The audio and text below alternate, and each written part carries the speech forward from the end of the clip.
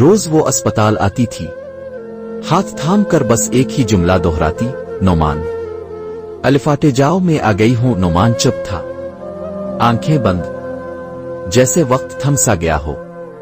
وہ دونوں بچپن کے دوست تھے، ایک ساتھ کھیلے، ایک ساتھ بڑے ہوئے، اور جب محبت کو سمجھنے کا وقت آیا تو ایک دوسرے کی آنکھوں میں ہی سب کچھ کہہ دیا۔